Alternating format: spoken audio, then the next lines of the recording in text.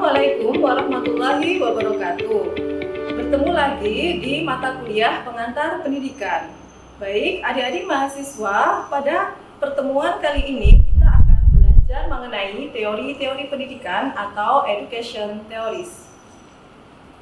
Jadi, Anda sebagai calon guru matematika harus tahu seperti apa sih profil guru abad 21. Profil guru abad 21 itu adalah guru yang mempesona. Seperti apa guru yang mempesona itu? Guru mempesona itu diantaranya adalah guru yang inspiratif. Seperti apa inspiratif?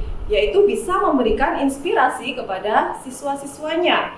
Guru juga harus canggih, harus melek teknologi, kemudian pandai bermetafora, yaitu bisa memberikan contoh-contoh yang sesuai. Kemudian guru juga harus mampu membuat joke-joke pedagogis atau lelucon-lelucon agar siswa didiknya itu merasa senang. Kemudian selain itu, guru mempesona itu harus berperilaku sopan dan berpenampilan menarik dalam berbagai kondisi, interaktif, serta mampu memotivasi siswanya. Lalu, guru yang mempesona itu merupakan guru-guru yang digandrungi oleh generasi Z. Siapa generasi Z? Generasi Z itu adalah siswa-siswa yang lahir antara tahun 1995 sampai 2010 yang juga disebut sebagai IGEN, Internet Generation. Kemudian, guru sebagai panggilan jiwa. Jadi, Anda sebagai calon guru harus tahu bahwa guru itu sebenarnya merupakan panggilan jiwa. Jadi, guru itu merasa sedih jika anak didiknya itu gagal belajar. Kemudian, tidak pernah puas dengan metode yang dilakukan. Lalu juga selalu ingin berkembang dan berinovasi. Menjadi seorang guru harus melakukan suatu tindakan. Tindakan itu tentunya berefek pada classroom practice atau praktis di kelas, karena guru telah menyelenggarakan pembelajaran di kelas yang efeknya lagi adalah di hasil belajar siswanya. Untuk itu, menjadi seorang calon guru, Anda adik-adik mahasiswa harus belajar tentang teori-teori pendidikan. Apa itu teori pendidikan? Teori pendidikan merupakan seperangkat penjelasan yang rasional, sistematis tentang aspek-aspek penting dalam pendidikan sebagai sebuah sistem. Teori pendidikan merupakan landasan dalam pengembangan praktik-praktik pendidikan, misalnya pengembangan kurikulum, proses belajar mengajar, serta manajemen sekolah.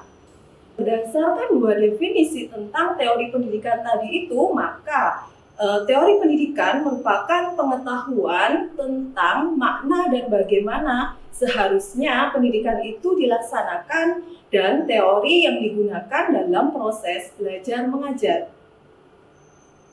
Adik-adik mahasiswa, untuk itu ada 4 teori pendidikan, yaitu teori pendidikan klasik atau classical education, kemudian teori pendidikan personal atau personalized education, kemudian teknologi pendidikan, kemudian teori pendidikan interaksional.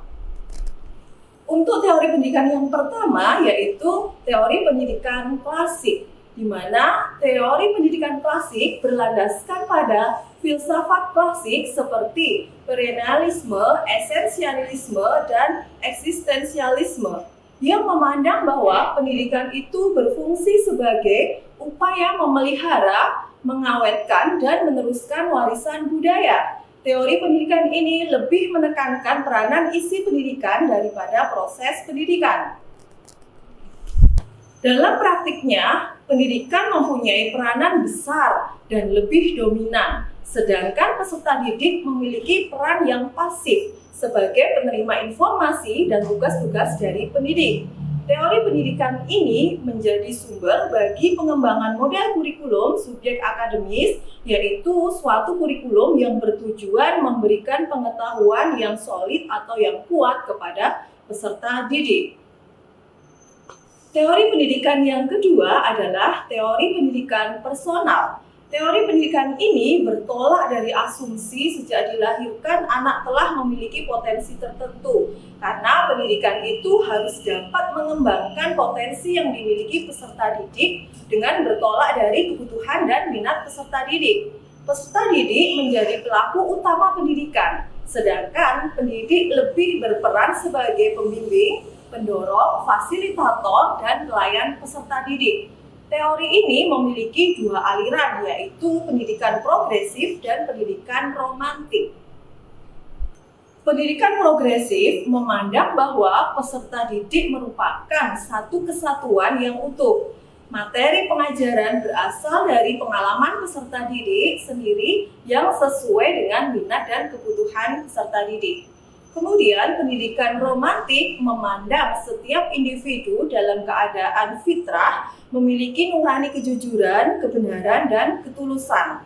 Lalu, teori pendidikan personal menjadi sumber bagi pengembangan kurikulum humanis, yaitu suatu model kurikulum yang bertujuan memperluas kesadaran diri dan mengurangi keregangan dan keterasingan dari lingkungan dan proses aktualisasi diri. Teori pendidikan yang ketiga adalah teknologi pendidikan. Teknologi pendidikan suatu konsep pendidikan yang mempunyai persamaan dengan pendidikan klasik tentang peranan pendidikan dalam menyampaikan informasi.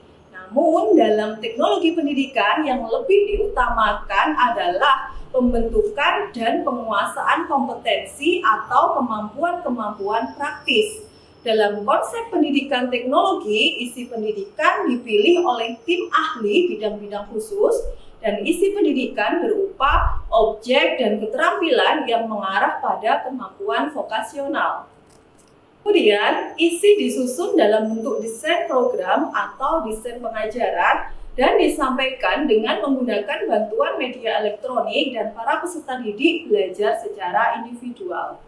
Teknologi pendidikan menjadi sumber untuk pengembangan model kurikulum, yaitu model kurikulum yang bertujuan memberikan penguasaan kompetensi bagi para peserta didik. Pembelajaran dilakukan melalui metode pembelajaran individual, media buku, ataupun media elektronik sehingga pembelajar dapat menguasai keterampilan-keterampilan dasar tertentu.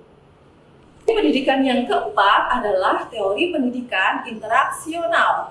Pendidikan interaksional adalah suatu konsep pendidikan yang bertitik tolak dari pemikiran manusia sebagai makhluk sosial yang senantiasa berinteraksi dan bekerja sama dengan manusia lain. Pendidikan sebagai salah satu bentuk kehidupan yang berintikan kerjasama dan interaksi. Dalam pendidikan interaksional, menekankan interaksi dua pihak dari pendidik kepada peserta didik dan dari peserta didik kepada pendidik. Kemudian, pendidikan interaksional menjadi sumber untuk pengembangan model kurikulum rekonstruksi sosial, yaitu model kurikulum yang memiliki tujuan utama menghadapkan para peserta didik pada tantangan, ancaman, hambatan-hambatan, atau gangguan yang dihadapi manusia. Peserta didik didorong untuk mempunyai pengetahuan yang cukup tentang masalah-masalah sosial yang mendesak atau krusial dan bekerja sama untuk memecahkannya. Selanjutnya adalah teori pendidikan. Dikenal ada 3 macam aliran. Aliran yang pertama adalah aliran nativisme. Aliran yang kedua adalah empirisme dan yang ketiga adalah konvergensi. Aliran yang pertama yaitu aliran nativisme. Dengan tokohnya adalah Schopenhauer. Ia mengatakan bahwa bakat mempunyai peranan yang penting. Tidak ada gunanya orang mendidik kalau bakat anak memang jelek. Sehingga pendidikan diumpamakan dengan mengubah emas menjadi perak adalah suatu hal yang tidak mungkin. Aliran yang kedua adalah empirisme. Dengan tokohnya adalah John Locke. Dia mengatakan bahwa pendidikan itu perlu sekali. Teorinya terkenal dengan istilah teori tabula rasa yang artinya bahwa kelahiran anak diumpamakan sebagai kertas putih bersih yang dapat diwarnai setiap orang atau penulis. Aliran yang ketiga adalah konvergensi. Dengan tokohnya William Stern, aliran ini mengakui kedua aliran sebelumnya, yaitu aliran nativisme dan aliran empirisme. Karena itu, pendidikan sangat perlu, namun bakat atau pembawaan yang ada pada anak didik juga mempengaruhi keberhasilan pendidikan. Aliran ini seolah-olah merupakan campuran dari aliran nativisme dan aliran empirisme yang sekarang banyak dianut. Selanjutnya, 5 pilar pendidikan yang direkomendasi oleh UNESCO. Yang pertama adalah learning to know, yang kedua adalah learning to do, yang ketiga adalah learning to be, yang keempat adalah learning to live together, yang kelima adalah learning to transform oneself and society. Yang pertama adalah learning to know atau belajar untuk mengetahui. Jadi bukan sebatas proses belajar di mana pembelajar mengetahui dan memiliki materi informasi sebanyak-banyaknya, menyimpan dan mengingat, namun juga kemampuan untuk dapat memahami makna di balik materi yang telah diterimanya. Dengan learning to know, kemampuan menangkap peluang untuk melakukan pendekatan ilmiah diharapkan bisa berkembang yang tidak hanya melalui logika empirisme semata, tetapi juga secara transendental, yaitu kemampuan mengaitkannya dengan nilai-nilai spiritual. Pilar yang kedua adalah learning to do, belajar untuk melakukan. Learning to do merupakan konsekuensi dari learning to know. Kelemahan model pendidikan dan pengajaran yang selama ini berjalan adalah mengajarkan teori dan kurang menuntun orang untuk berbuat atau praktik.